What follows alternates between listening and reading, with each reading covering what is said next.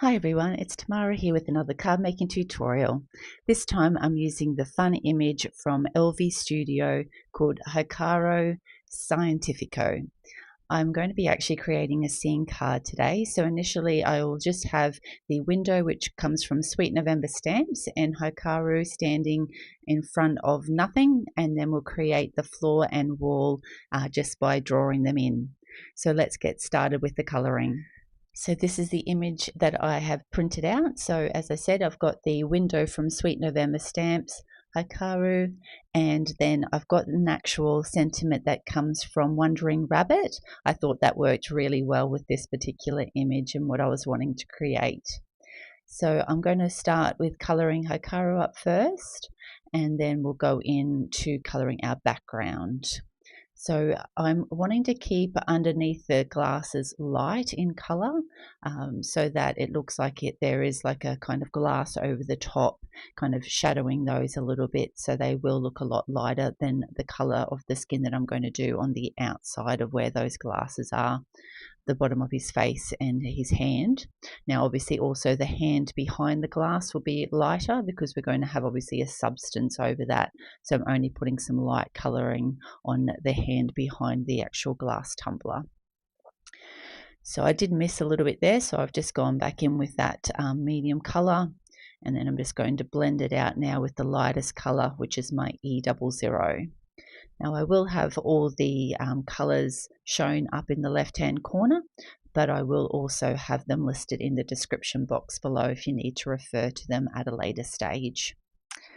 So now we're going to just get his hair done, and I'm just using C markers. So I'm going with my lightest colour first just to work out where I'm wanting shading. Now as you can see, I have left the strands, the 3 strands on the left hand side clear, because obviously I will be adding some light coming off where that explosion happens out of the cup. So we're wanting to kind of leave that clear so that we can put that colouring in later on.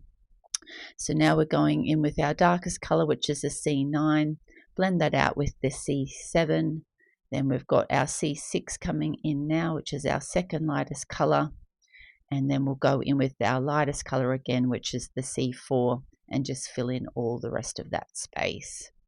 Now I will come in again and just go over those colours to reinforce our strands of hair in the darker colours. So now that I've filled that in with the C, I'm going to go in with those darker colours and just get some more of those detailed strands coming in just to reinforce that.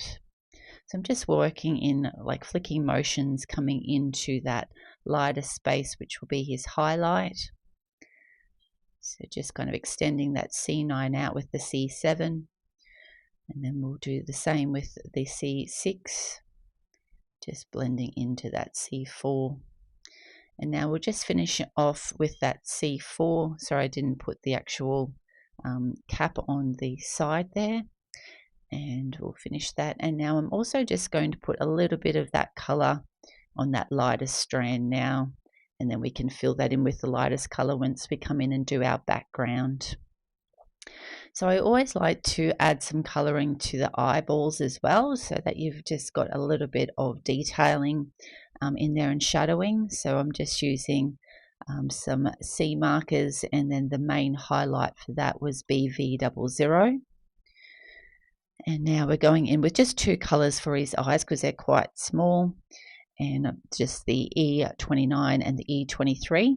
Now I did color over those like little white highlights, so I've just gone in with my Gellyroll to reinforce that.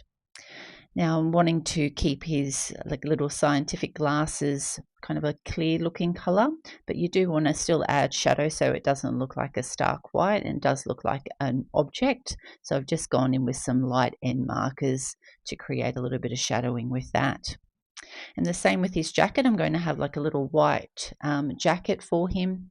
So I'm just going in with my shadow, which will be the BV000, and then blend out again with our C markers, just slowly working into that white space, but still leaving a little bit of shadow in there to show that it is a shadowed object. So I've got all the light kind of coming from where that explosion in the window is, so on the left hand side, so all my shadows are going over on the right hand side of Hikaru.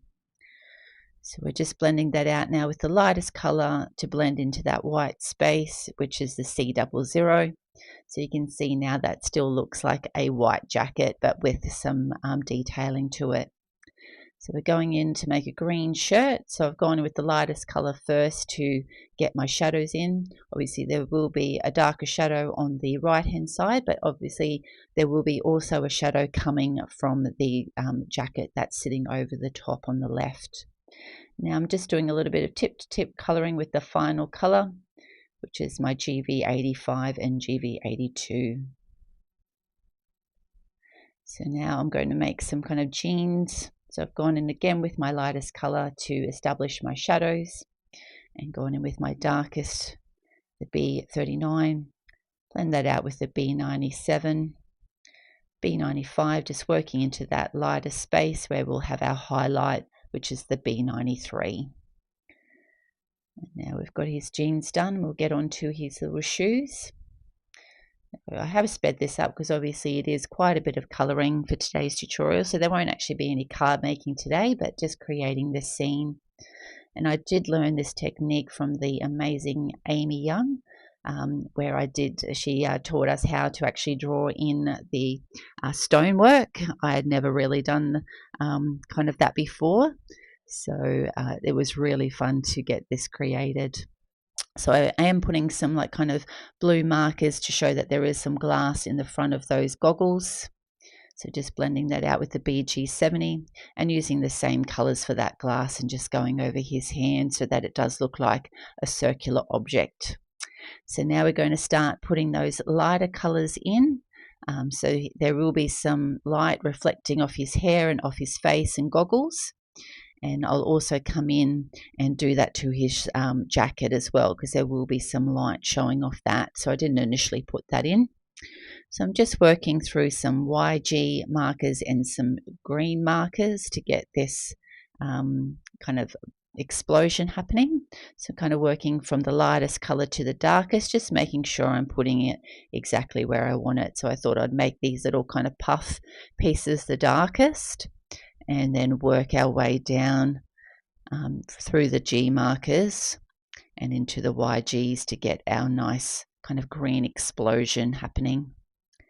So blend that out with the G000 and just bringing that up, kind of exploding out of the cup. Blend that out with the YG01, and then we'll go back in again with that final color that we had put in initially, which is the YG00. And do our full blend again, just reinforcing that over that hair and face and goggles.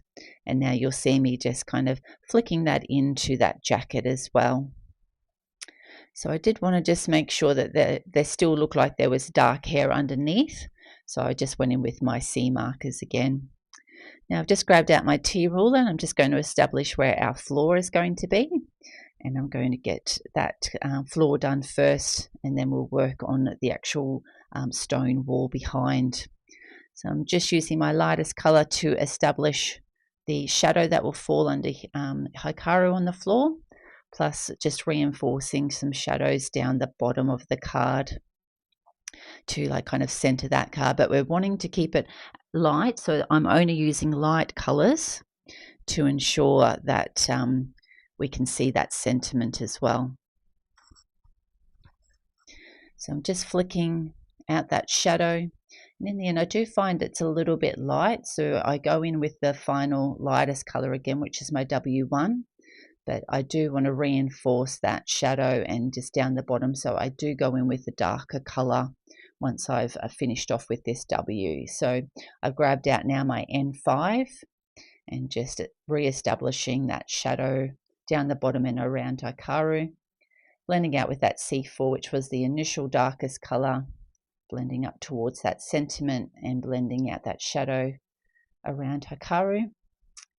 We'll go in now with the T marker, blend that C4 out, just working that and flicking motions to get a nice smooth blend between all the colors.